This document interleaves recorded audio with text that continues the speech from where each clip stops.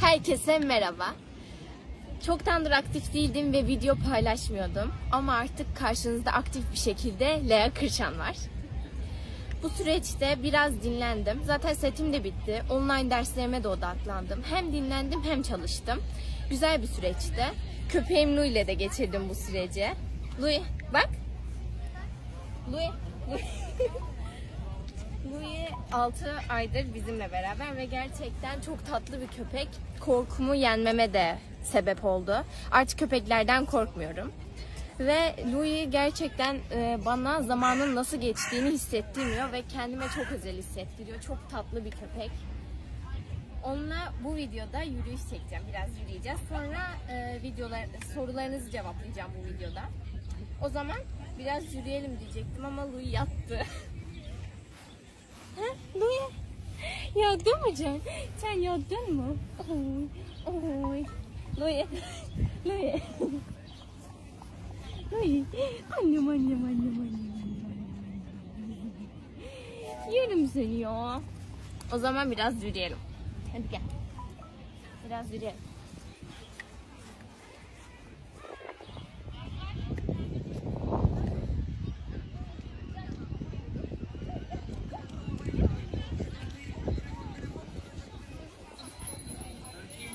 O zaman sorduğum sorulara geçelim. Evet Lea, sana sorulan soruları şimdi soracağım, sen de cevaplayacaksın. Tamamdır. Setiniz bitti. Evet. Nasıl geçti sezon? Çok güzeldi. Yeni arkadaşlıklar edindim ve bir sürü şey öğrendim. O yüzden hem çok güzel bir sezondu hem de çok verimli bir sezondu. Louie koşmak istiyor şu anda. Ama ben sorularınızı cevaplayacağım. Tamam, çünkü yanına bir arkadaş geldi galiba. Hoş geldin. Louie. Hayvanları korkutuyor Louie. Sakin ol.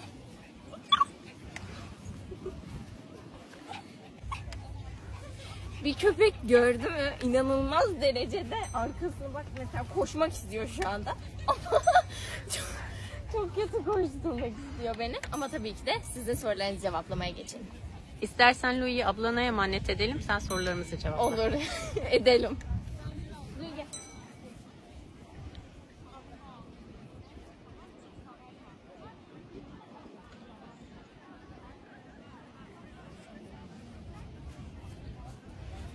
Ablama emanet ettim ve geldim. Hadi başlayalım. Tamamdır. Şöyle arkamıza denizi alalım, deniz manzarasıyla. Evet, setteki arkadaşlıklarını biraz bize anlatır mısın? Herkes çok özel ve onlarla acayip bir arkadaşlığım var. Çok da hemen alıştım. Yani çok iyi anlaşıyoruz diyebilirim. Hepsini ayrı ayrı çok seviyorum. Peki geçenlerde senin doğum günündü. Bir sürü mesaj aldın. Senin için bir sürü edit yapıldı, yorumlar, güzel dilekler vardı. Bunlar için ne demek istersin? Doğum günümü kutlayan herkese çok teşekkür ederim ve gerçekten uğraşmışsınız editlere, mesajlara mesela. Çok teşekkür ederim. İyi ki yanımdasınız. Pandemide kutladığın ikinci doğum günü oldu. Evet. Nasıl hissediyorsun? Güzel. Yani farklı bir şey yok aslında. Sadece maskeliyiz. Ama dışarıda kutlamadım bu sene. Arkadaşlarımla beraber kutlamayı tercih ettim ve gerçekten çok güzel ve verimli bir dönemde. Peki şu an masken yok. Nedeni çekim yaptığımız için. Evet, tabii ki de maskem. Bir dakika, nerede? Cebine koydun. Ay, doğru, burada. Bakın. Yoksa maskemizi Evet, takmaya tabii ki de. dikkat ediyoruz. Maskemizi takalım ve evde kalalım. Peki sana başka bir soru sorayım. Börek videosu. Evet, herkesin çok merak ettiği börek videosu. Ne oldu? Niye gelmedi? Evet, aslında ben Çağan'a yaptım. Hatta sete de götürdüm. Bütün arkadaşlarım yediler ama o gün çok yorgunduk ve çekecek zamanımız olmadığı için çekemedim. Ama Çağan ve öbür arkadaşlarım yediler ve sevdiler.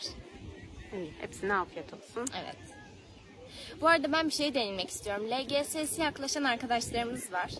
Ve onlara emekleri karşılığında, umarım emeklerinin karşılığını alırlar. Ve onlara çok büyük başarılar diliyorum. Yani çalıştıkları için de çok büyük başarı bence bu. Evet, sen de 8. sınıfa geçiyorsun. Önümüzdeki sene LGS sınavına gireceksin. Evet, ben de düzenli bir programla her şeyi halledeceğimi düşünüyorum ve başaracağım bence. Bu sene setteki arkadaşlarından Çağan Efe, Esat ve Yağız LGS sınavına girecekler.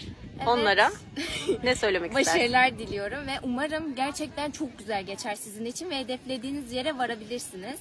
Size güveniyorum. O zaman başka bir soru sorayım. Instagram'da takipçi sayın 200 bine yaklaşıyor. 200 bin olunca bize canlı yayın açar mısın?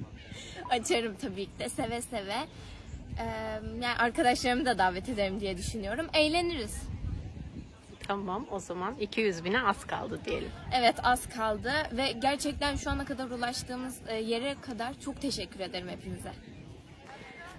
Bir de YouTube 100 bin plaketini soruyorlar. Evet, ona da başvurduk. Umarım en yakın sürede gelecek. Evet. Başka benim aklıma gelen ya da senin aklına gelen? Bir şey yok. Var mı? Köpeğim nerede? Orada, şu anda bitkilerin arasında. Hemen gidip alıp geliyorum ve kapanışı da yapıyorum. Tamam.